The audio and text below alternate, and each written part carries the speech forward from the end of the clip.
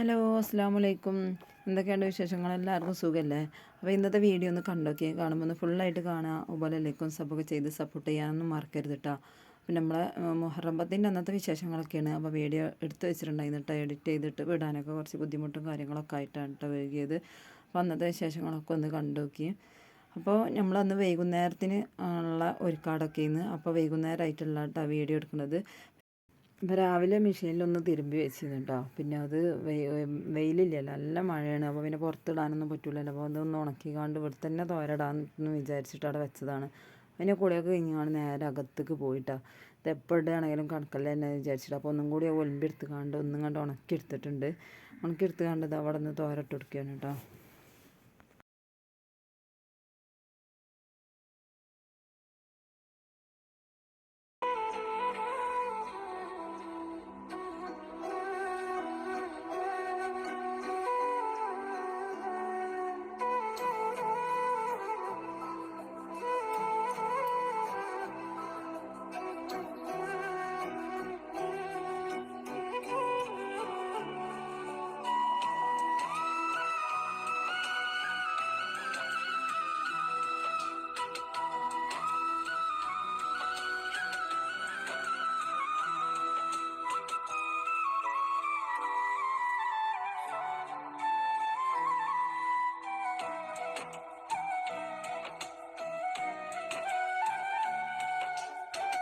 വന്ന് നോമ്പ് തുറക്കാനാകുമ്പോഴത്തേനും ഉണ്ടാക്കുന്നത് ബീഫ് ബിരിയാണിയാണ്. അപ്പോൾ ഇന്നലെ കിട്ടിയ ബീഫാണ് കേട്ടോ. അപ്പോൾ അത് ഫ്രിഡ്ജിൽ വെച്ചിരുന്നു. അപ്പോൾ ഇന്ന് ബിരിയാണി ഉണ്ടാക്കാമെന്ന് വിചാരിച്ച്. അപ്പോൾ 9-ൻ്റെ അന്ന് നമ്മൾ 10-ൻ്റെ അന്നത്തെ വീഡിയോ ആണുള്ളത്. അപ്പോൾ 9-ൻ്റെ അന്ന് പത്തിരിയും ചിക്കൻ കറി ഉണ്ടാക്കിയിരുന്നു. അപ്പോൾ ഇതായിട്ട് ബീഫായിട്ട് ബിരിയാണി ഉണ്ടാക്കാമെന്ന് വിചാരിച്ചു. അപ്പോൾ അതിനുള്ള സാധനങ്ങളൊക്കെ എടുത്ത് വെച്ചിരിക്കണം. ഇഞ്ചും വെളുത്തുള്ളിയും അതുപോലെ പച്ചമുളകും കൂടി ഒന്ന് ചതച്ചെടുക്കണം. അപ്പോൾ മിക്സിൻ്റെ ചെറിയ ചാറിലോട്ടൊന്നും ഇങ്ങോട്ട് കറക്കി എടുക്കാൻ വേണ്ടിയിട്ട് വെച്ചിട്ടുണ്ട്. ക്യാരറ്റ് കട്ട് ചെയ്ത് വെച്ചിട്ടുണ്ട്. അപ്പോൾ ഓരോ പണികൾ ചെയ്യാം കേട്ടോ. അപ്പോൾ വൈകുന്നേരം ആയിട്ടുണ്ട്. പിന്നെ കുറച്ച് പഴംപൊരി ഉണ്ടാക്കണം എന്ന് വിചാരിച്ചിട്ടുണ്ട്. അതും കൂടി കട്ട് ചെയ്തിട്ടുണ്ട്. അപ്പോൾ ആട്ടപ്പൊടി വെച്ചുകൊണ്ടാണ് ഉണ്ടാക്കിയെടുക്കുന്നത് കേട്ടോ. അപ്പോൾ ആട്ടപ്പൊടി ഇന്ന് ഇപ്പോൾ മുഹറം 10 മധുരമുള്ളതൊക്കെ കഴിക്കണം എന്നൊക്കെ ഉള്ള ഇത് പറഞ്ഞാണല്ലോ. അപ്പോൾ അത് മധുരമുള്ളത് തന്നെ ആയിക്കോട്ടെ എന്ന് വിചാരിച്ചിട്ട് അപ്പോൾ ബീഫ് ഒന്ന് കുക്കറിലിട്ട് കൊടുക്കുകയാണ്. അപ്പോൾ ബീഫൊക്കെ മല്ലിപ്പൊടിയും മുളക് പൊടിയും ഗരം മസാലയും ഓലഞ്ചും വെളുത്തുള്ളിയും പച്ചമുളകും കൂടി ചതച്ചതും കുറച്ച് കുരുമുളക് പൊടിയും കുറച്ച് തൈരും ചെറുനാരങ്ങൻ്റെ നീരൊക്കെ ചേർത്ത് ഉപ്പും ബീഫ് ഒന്ന് വേവിച്ചെടുക്കുക. അപ്പോൾ അതിന് കുക്കറിൽ മൂടിയൊക്കെ അത് അടച്ചു കൊടുത്തിട്ട് ഒരു 4-5 വിസിലൊന്ന് അടുപ്പിച്ചെടുക്കണം കേട്ടോ. അപ്പോൾ ബീഫ് ബിരിയാണി അടിപൊളിയാണ് കേട്ടോ. അപ്പോൾ ബീഫ് വെക്കുമ്പോൾ ഇതുപോലെയൊക്കെ മസാല റെഡിയാക്കിയിട്ട് വേണം വെക്കാൻ. അപ്പോൾ പഴംപൊടിക്കുള്ള മാവ് കുഴക്കണം. ആട്ടപ്പൊടിക്ക് ഒരു കുഴമുട്ടയും കുറച്ച് പഞ്ചസാരയും ഉപ്പും അതുപോലെ കുറച്ച് തൈരും കൂടി ഒഴിച്ചിങ്ങാണ്ട് കേട്ടോ ഞാൻ ഉണ്ടാക്കിയെടുക്കുന്നത്. അപ്പസോഡ ഒന്നും ചേർത്തിട്ടില്ല. അടിപൊളി പഴംപൊരി ആയിരുന്നു കഴിക്കാനും നല്ല രുചിയുണ്ടായിരുന്നു. അപ്പം മാവൊന്ന് കുഴച്ചിങ്ങാണ്ട് അവിടെ വെച്ച് കൊടുത്തിട്ടുണ്ട് കേട്ടോ. അപ്പോൾ അധികം നേരം റെസ്റ്റൊന്നും ചെയ്യണില്ല കേട്ടോ. അപ്പോൾ ഓരോന്ന് ഇതൊന്ന് കട്ട് ചെയ്ത് വെച്ചിങ്ങാണ്ട് അത് പൊരിച്ചെടുക്കണം. എന്നിട്ട് ബിരിയാണിക്കുള്ളത് ഒരുക്കാമെന്ന് വിചാരിച്ചു. അപ്പോൾ ബീഫ് അടുപ്പത്ത് വെച്ച് കൊടുത്തിട്ടുണ്ട്. ബിരിയാണിക്കുള്ള തക്കാളി സവാളയൊക്കെ ഒന്നിട്ട് കട്ട് ചെയ്ത് വെക്കുകയാണ് കേട്ടോ. അപ്പോൾ അതിക്കതാ കുറച്ച് ചപ്പും പൊതിനി അതും കൂടി അരിഞ്ഞെടുക്കുന്നുണ്ട്. അപ്പോൾ സവാള ഒരു 5-6 എടുത്തിട്ടുണ്ട്. അത്യാവശ്യം ചെറിയ സവാള ഇന്ന് പിന്നെ കുറച്ചിങ്ങനെ മൂപ്പിച്ചെടുക്കാനുണ്ട്. പിന്നെ മസാല ആക്കി എടുക്കാനൊക്കെ വേണ്ടിയിട്ടാണ് കേട്ടോ. അപ്പോൾ അടിപൊളിയാണ് ബീഫ് ബിരിയാണി കേട്ടോ. ബീഫ് വെക്കുന്ന സമയത്ത് തന്നെ അതിലേക്കുള്ള മസാലയൊക്കെ സൂപ്പറാകുമ്പോഴാണ് ചോറിന് നല്ല ടേസ്റ്റ് കൊടുക്കുന്നത്. അപ്പോൾ അതൊക്കെ കണ്ട് റെഡിയാക്കി വെച്ചതിന് ശേഷം പിന്നെ ഞാൻ പഴംപൊരി ഉണ്ടാക്കിയിട്ട് ചെയ്തത്. അപ്പോൾ മോൾ അംഗനവാടിയിൽ നിന്ന് വന്നതായിരുന്നു. അപ്പോൾ മോൾ അംഗനവാടിയിൽ നിന്ന് വന്നിട്ട് ഒന്നും കഴിച്ചിട്ടില്ല കേട്ടോ. പിന്നെ പഴംപൊരി ഉണ്ടാക്കിയാൽ ഒന്ന് കഴിക്കാമെന്നൊക്കെ പറഞ്ഞിങ്ങനെ നിൽക്കണം. അപ്പോൾ ഞാൻ ഈ പഴംപൊരി ഉണ്ടാക്കി ആദ്യം തന്നെ ഇത് ഉണ്ടാക്കി വെച്ചിട്ടാണ് പിന്നെ ബിരിയാണിക്കൊക്കെ നിൽക്കാനെന്ന് വിചാരിച്ചിട്ടാണ്. പിന്നെ ഈ ബിരിയാണി വെക്കൽ കഴിയുമ്പോൾ പിന്നെ നേരൊരു പാടാവുമല്ലോ. അപ്പോൾ കുറച്ച് തന്നെ ഉണ്ടാക്കണുള്ളൂ. ഈ മധുരമുള്ളതിന് കൂടുതലൊന്നും ആർക്കും ഇഷ്ടമില്ല കേട്ടോ. അപ്പോൾ എന്തായാലും മധുരക്കടി ഉണ്ടാക്കുന്നത് നല്ലതല്ലേ എന്ന് വിചാരിച്ചിട്ടുണ്ടാക്കിയാണ്. അപ്പോൾ കുറച്ച് പായസമുണ്ട് മുത്തച്ഛി കൊടുന്ന് തന്നിട്ട്. പിന്നെ അത് മതിയെന്ന് വിചാരിച്ച്. അല്ലെങ്കിൽ ഞാൻ തരി കാച്ചാന്നൊക്കെ വിചാരിച്ചതേന്ന് പഞ്ചസാരയൊക്കെ ഇട്ടുകൊണ്ട്. പിന്നെ തരി ഒന്നും കാച്ചിയില്ല കേട്ടോ റവ. പിന്നെ ഞാൻ പഴംപൊരി പൊരിച്ചെടുക്കുകയാണ് ചെയ്തത്. പഴംപൊരി ആയ കാരണം തന്നെ കുറച്ചേ ഉണ്ടാക്കണുള്ളൂ. എരിവുള്ളതൊക്കെയാണ് എല്ലാവർക്കും ഇഷ്ടം. ഈ മധുരമുള്ളതൊന്നും അങ്ങനെ ഇഷ്ടമൊന്നുമില്ല കേട്ടോ നോമ്പറക്കണ സമയത്ത്. അപ്പോൾ ഞാനൊരു 2 പഴം ഉണ്ടായിരുന്നു എടുത്തുകൊണ്ടാണ് പൊരിച്ചെടുത്തത്. പാട്ടുപൊടിയിൽ ഉണ്ടാക്കുന്നത് നല്ല തന്നെയാണ് കുട്ടികൾക്കൊക്കെ കൊടുക്കുന്നത്. അപ്പോൾ അതിക്ക് കോഴിമുട്ടൊക്കെ ചേർത്തത് കാരണം തന്നെ അടിപൊളിയായിരുന്നു. കഴിക്കാനൊക്കെ നല്ല രുചിയുണ്ടായിരുന്നു കേട്ടോ പഴംപൊരി. പിന്നെ ഞാൻ നെയ്ച്ചോറുമാതിരി അധികം ഒന്നുകൊണ്ട് വെച്ചടിച്ചെടുക്കുകയാണ് ബിരിയാണിക്ക് ദമ്മിടാൻ വേണ്ടിയിട്ടോ. അപ്പോൾ ഈ ചൂടുള്ള എണ്ണ തന്നെ ഒഴിച്ചു കൊടുക്കണം. അപ്പോൾ ഇതിലധികം പഞ്ചസാര ഒന്നും ചേർക്കാത്ത കാരണം എണ്ണക്ക് കുഴപ്പമൊന്നുമില്ല കേട്ടോ. നല്ല അടിപൊളി സൺഫ്ലവർ ഓയിലല്ല. അപ്പോൾ ചൂടായ എണ്ണ പിന്നെ എടുത്തേക്കണക്കാട് നല്ലത് ചൂടോടെ അപ്പം തന്നെ ഉണ്ടാക്കാൻ എടുക്കണതാണ് നല്ലത്. അപ്പോൾ ഇതിലാണ്ട് നെയ്ച്ചോറാക്കാമെന്ന് വിചാരിച്ചു. അപ്പോൾ അതിലേക്ക് പട്ടയും ഗ്രാമ്പും ഏലക്കൊക്കെ ഒന്ന് ഇട്ടെടുക്കുകയാണ്. അപ്പോൾ ചോറ് ഊറ്റിക്കാണ്ട് വെക്കല്ല കേട്ടോ. അതിലേക്ക് ചോറ് നെയ്ച്ചോറ് പോലെ ഉണ്ടാക്കിക്കാണ്ട് ബിരിയാണിക്കാണ്ട് ദമ്മിടാമെന്ന് വിചാരിച്ച്. അപ്പോൾ അടുപ്പത്ത് തന്നെയാണ് ഉണ്ടാക്കുന്നത്. ഗ്യാസ് ആണെന്നുണ്ടെങ്കിൽ ഒരടുപ്പ് കത്തണമില്ല. പിന്നെ ഈ ഒരു ചെറിയൊരു അടുപ്പത്ത് വെച്ചിട്ട് ഇങ്ങനെ ഉണ്ടാക്കാൻ ഭയങ്കര പാടുണ്ട്. അപ്പോൾ ഈ വെള്ളം തന്നെ തിളക്കാനൊക്കെ നല്ല ടൈം എടുത്തിട്ടുണ്ടായിരുന്നു. അപ്പോൾ അടുപ്പത്ത് കത്തിക്കുകയാണെന്നുണ്ടെങ്കിൽ ഇതിൽ എളുപ്പമാവും കേട്ടോ. അപ്പോൾ ഗ്യാസ് തന്നെ വലിയ അടുപ്പാണ് കംപ്ലൈൻ്റ് ആയിട്ട് ഇരിക്കുന്നത്. അപ്പോൾ ഇത് കത്തണില്ല കേട്ടോ. അതിൻ്റെ ബർണറൊക്കെ പൊട്ടിയിരിക്കണ്. പിന്നെ അത് ശരിയാക്കാണ്ട് അപ്പോൾ ഞാൻ വെള്ളം വെച്ച് കുറച്ച് ക്യാരറ്റ് ഇട്ട് കൊടുത്തിട്ടുണ്ട്. പിന്നെ കുറച്ച് മല്ലിയില ഇട്ട് കൊടുത്തിങ്ങനെ. പിന്നെ അതിലേക്ക് വേണ്ട ഉപ്പും കൂടി ഇട്ട് കൊടുക്കുക. പിന്നെ ഇനി ഇത് തിളക്കാൻ വേണ്ടിയിട്ട് ഒന്ന് മൂടി വെച്ച് കൊടുത്തുകൊണ്ട് തിളക്കുന്ന സമയത്ത് വേണം അരി ഇട്ട് കൊടുക്കാൻ. അപ്പോൾ ഞാൻ ഇട്ടത് ഇവിടെ ഒരു 3-3.5 കപ്പോളം അരിയാണ് കേട്ടോ. അപ്പോൾ അതിന് ഇരട്ടിക്കുള്ള വെള്ളം കൂടിയാണ് വെച്ച് കൊടുത്തിട്ടുള്ളത്. 6.5-7 കപ്പോളം വെള്ളം എടുത്തിട്ടുണ്ട് കേട്ടോ. അപ്പോൾ ഇതിൽ ഈ വെള്ളമെല്ലാം പാകിരുന്ന് നെയ്ച്ചോറിന് ഇതുകൊണ്ട് വെച്ചടിച്ചുമ്പോൾ അടിപൊളിയാണ് കേട്ടോ. ഇതിൽ ചെറുനാരങ്ങ ഒന്നും പിന്നെ ചേർത്തിട്ടില്ല, ഓയിൽ മാത്രമാണ് കേട്ടോ. അപ്പോൾ ഇനി ബിരിയാണി വെക്കുമ്പോൾ മസാല റെഡി ആക്കുമ്പോൾ നെയ്യ് കൊണ്ടാക്കാമെന്ന് വിചാരിച്ചിട്ടുണ്ട്. അപ്പോൾ ഉപ്പും കൂടി ഇട്ടെടുത്ത് നന്നായിട്ടൊന്ന് ഇളക്കി കൊടുത്തിട്ടുണ്ട്. അപ്പോൾ ചോറിൽ ഉപ്പൊക്കെ പാകത്തിന് ഇടണം. അപ്പോൾ മസാലയിലും ചോറിലും കൂടി കൂടുതലാവുമ്പോൾ അപ്പം നമുക്ക് ബിരിയാണീൻ്റെ ടേസ്റ്റ് ഉണ്ടാവില്ല കേട്ടോ.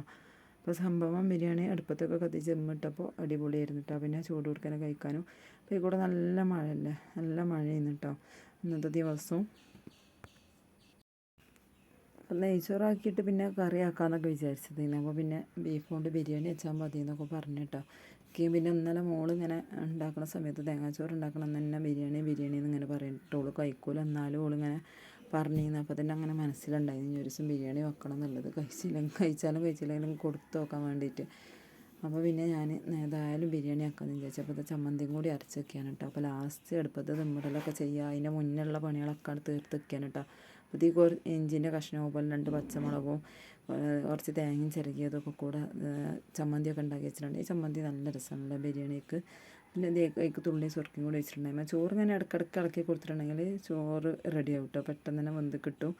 അങ്ങനത്തെ പാത്രത്തിലാവുമ്പോൾ അടിയിലൊന്നും പിടിക്കൂല. അതുപോലെ ഇളക്കി കണ്ടൊന്നും കൂടി ഇങ്ങനെ മൂടി വെച്ച് കൊടുത്താൽ മതി. അപ്പോൾ അത് 2 പ്രാവശ്യം ഇളക്കിയിട്ടുള്ളൂ. അപ്പോൾ ഒരു ഉള്ളരി ഒന്നും കൂടി ഒന്ന് വേവാണ്ടായിരുന്നു. അപ്പോൾ ഒന്നും കൂടി ഇങ്ങനെ ഇളക്കി കൊടുത്തുകൊണ്ട് മൂടി വെച്ച് കൊടുക്കുന്നുണ്ട്.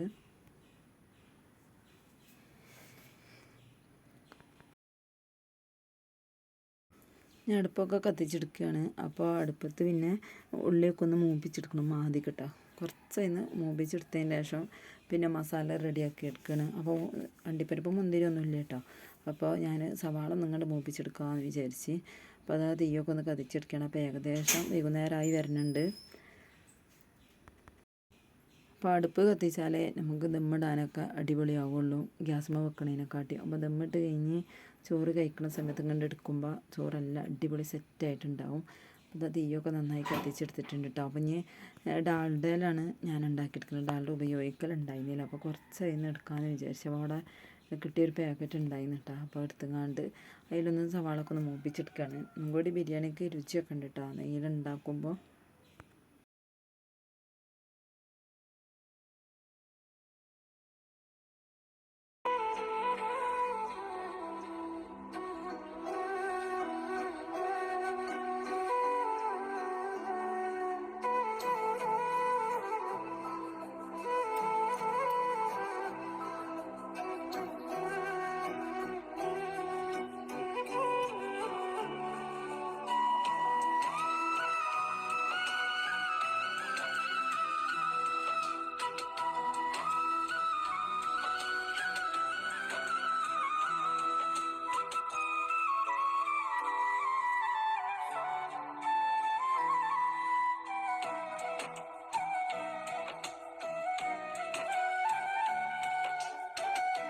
അതങ്ങനെ ചെയ്യുമ്പോൾ 6 മണിയൊക്കെ കഴിഞ്ഞിട്ടുണ്ട്. പിന്നെ ആ സമയം നോക്കുമ്പോൾ എത്ര ആയിക്കണല്ലോ എന്ന് വിചാരിച്ചു. പിന്നെ നേരം വൈകിട്ടാണല്ലോ ബാങ്ക്. അപ്പോൾ ഇതിന് പിന്നെ ബീഫൊക്കെ വെന്തതല്ല. അപ്പം ഇനി ഇതിങ്ങനെ ഉണ്ട് മസാല സെറ്റ് ചെയ്യാണ്ട് ദമ്മിടാനല്ലേ ഉള്ളൂ. ചോറും വെന്തിട്ടുണ്ടല്ലോ. അതുകൊണ്ട് പിന്നെ സമാധാനം ഉണ്ട് കേട്ടോ.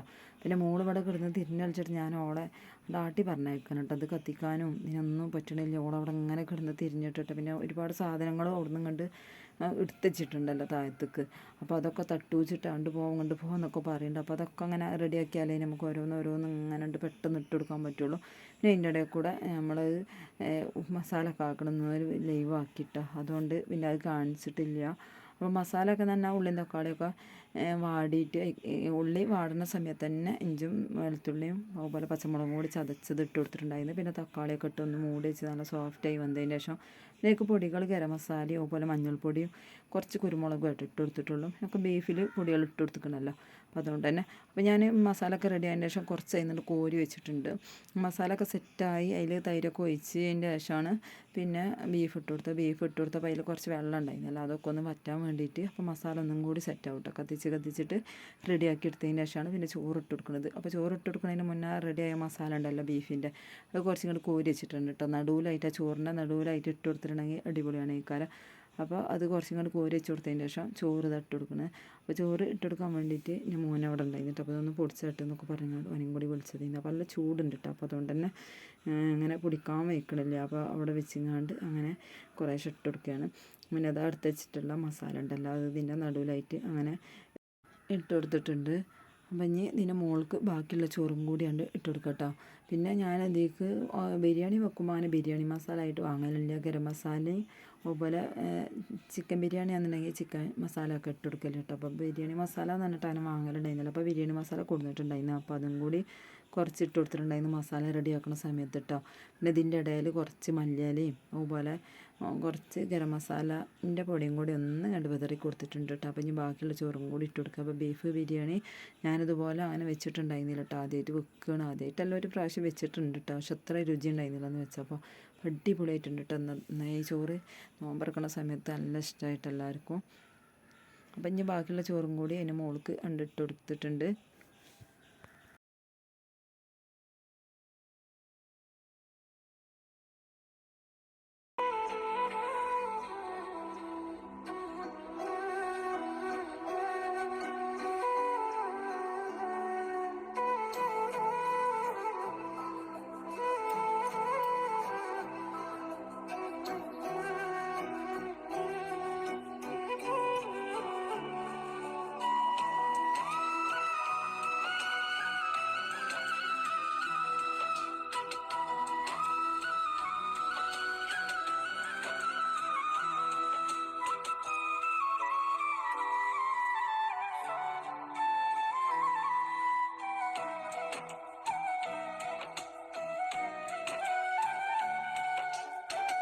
അങ്ങനെ ബിരിയാണിയൊക്കെ ദമ്മിട്ട് പിന്നെ നോമ്പ് തുറക്കാനായി അപ്പോത്തിന് അതൊക്കെ കൊടുന്ന് വെച്ചിട്ടുണ്ട് കേട്ടോ.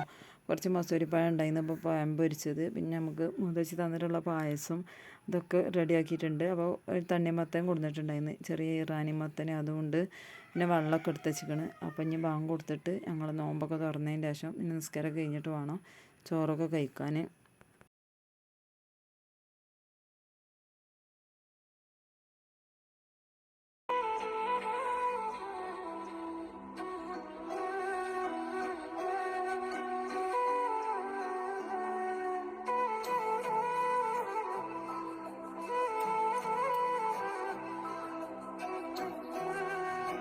നിസ്കാരമൊക്കെ കഴിഞ്ഞ് വന്നതിൻ്റെ ശേഷം അതാ ചായക്കൊക്കെ വെള്ളം വെച്ചിട്ടോ. ഇനി ഒന്ന് തിളച്ചിട്ടുണ്ട്. അപ്പോൾ കൂടിയൊക്കെ ഇട്ട് കൊടുക്കുകയാണ്. ബിരിയാണിക്ക് ഒരു കട്ടൻ ചായയും കൂടെ ആയിക്കോട്ടെ. ചിലപ്പോൾ നല്ല മഴയാണ്.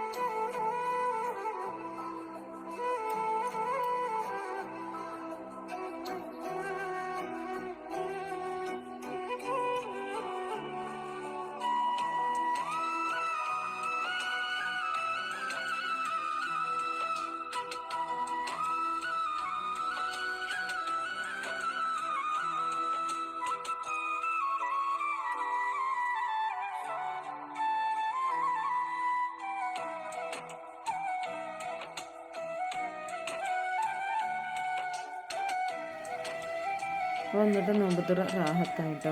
തൈരും അച്ചാറും അതുപോലെ ചമ്മന്തിയും ഒക്കെ ഉണ്ടായിരുന്നു. ഒക്കെ കൂട്ടി അടിപൊളിയായി ബിരിയാണിയൊക്കെ കഴിച്ച് റാഹത്തായിട്ടോ. അപ്പോൾ നോമ്പത്തുറൊക്കെ ഉഷാറായി.